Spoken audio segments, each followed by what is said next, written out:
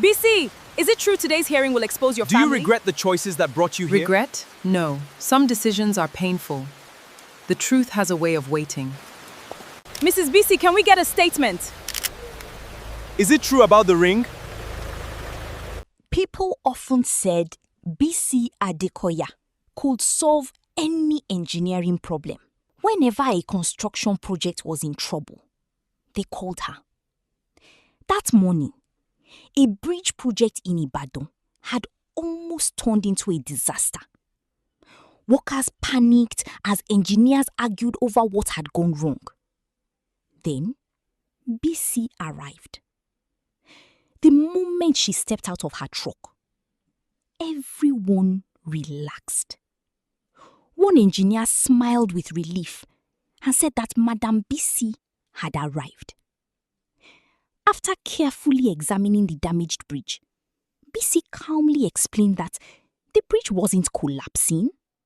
It was simply giving them a warning before disaster struck. Within minutes, she discovered the hidden structural defect that everyone else had missed. The workers applauded her brilliance. Her assistant jokingly told her she saved bridges the same way doctors saved lives. Bisi smiled. But deep inside, she knew fixing bridges was much easier than fixing her own life.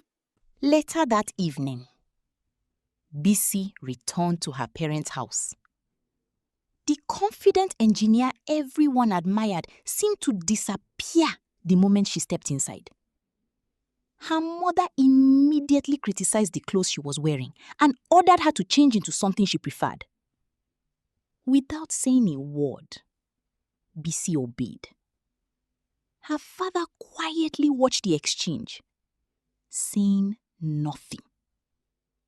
At dinner, her mother announced she had already arranged for Bisi to meet the son of an influential businessman the following day.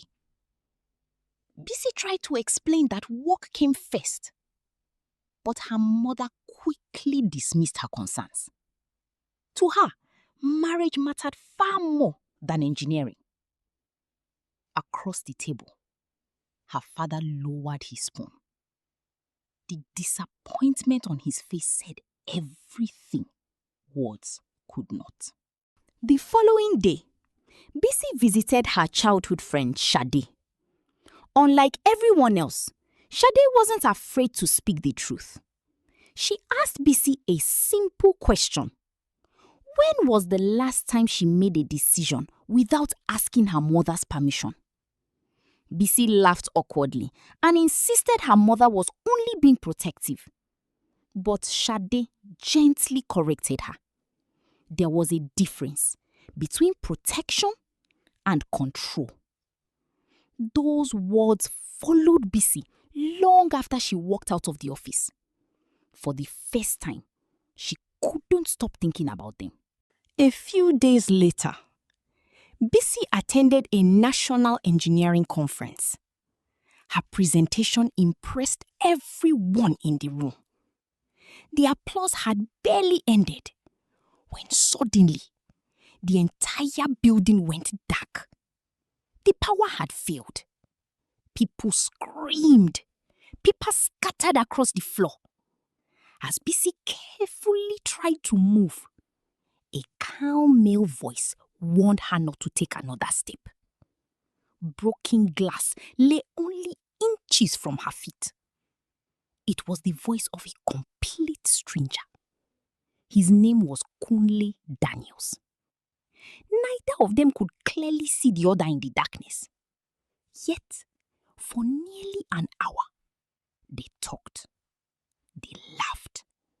They shared thoughts they had never shared with anyone else. Neither realized that somewhere inside the dark hall, someone was secretly recording every single word they said. The emergency lights slowly flickered back to life, one by one.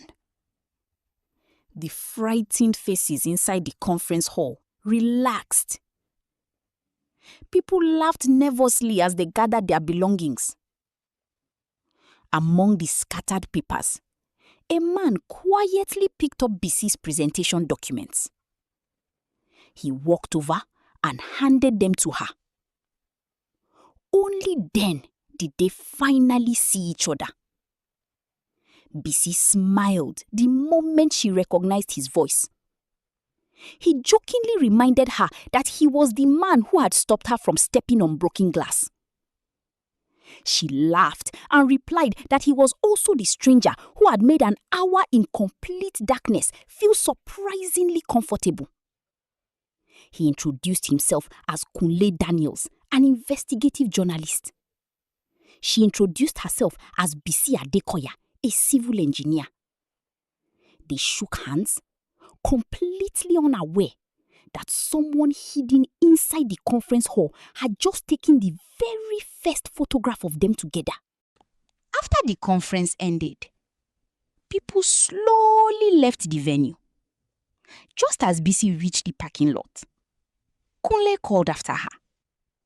With a smile, he asked if the man she had spoken to in total darkness could at least buy her a cup of coffee. Bisi laughed. She accepted, but jokingly warned him that there would be no interviews. Kunle happily agreed. As they walked away together, neither of them noticed the black SUV parked across the road. Hidden behind its tinted windows, someone silently watched them through a camera lens. Another photograph was taken. The mystery had only just begun. The rain grew heavier as they settled into a quiet coffee shop. For a while, neither of them even touched their coffee. Instead, they simply talked. Kunle admitted that Bisi wasn't the person he had imagined. He explained that she carried herself like a confident leader at work. Yet, during their conversation in the darkness, she sounded like someone who was constantly asking permission just to live her own life. Bisi looked away. His words had reached a place no one else had ever noticed. Kunle smiled gently.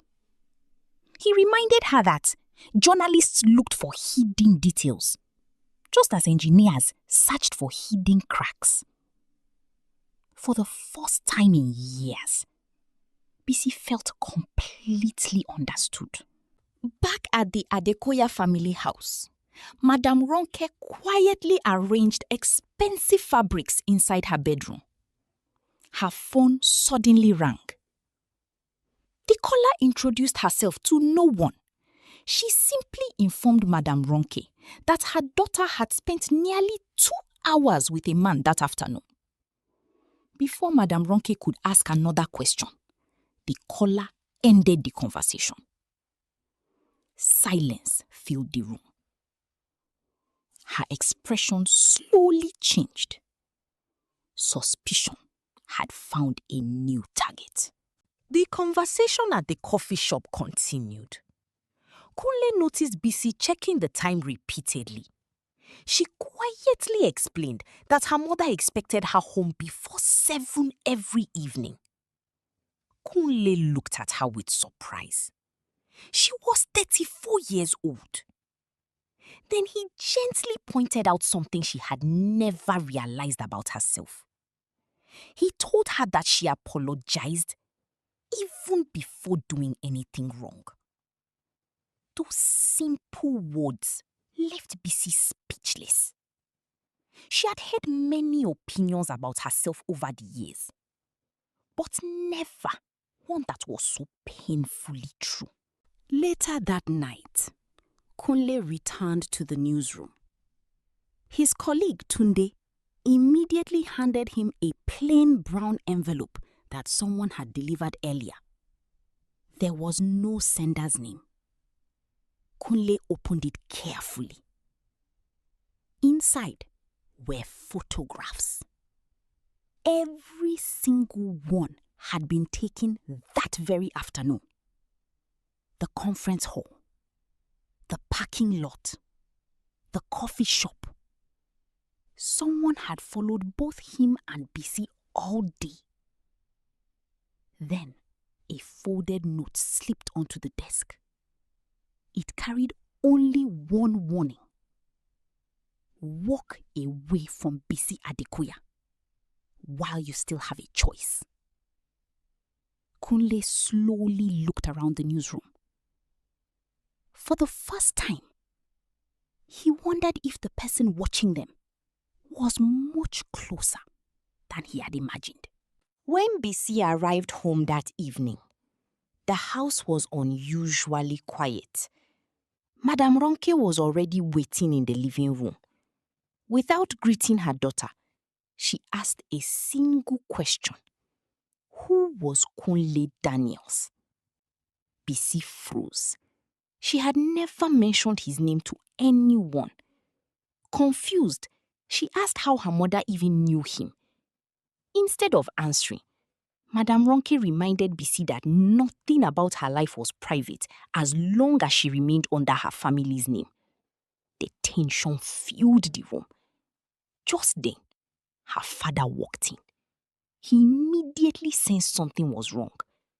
For the first time, the quiet man who rarely interrupted family arguments finally stepped forward, ready to defend his daughter. The following morning, Bisi arrived early at her office. Something immediately felt wrong. Her laptop was already switched on. She never left it that way. As she searched her desk, she realized a confidential bridge project file had disappeared. Her assistant insisted that no one had entered the office, yet the evidence suggested otherwise. Then suddenly, a message appeared on her computer screen. It read, "Some bridges collapse because of hidden cracks. Some families do too." Whew, a chill ran through Bisi. Someone knew far too much about her life. She slowly looked through the office window, completely unaware that across the street, someone was quietly watching her through a pair of binoculars.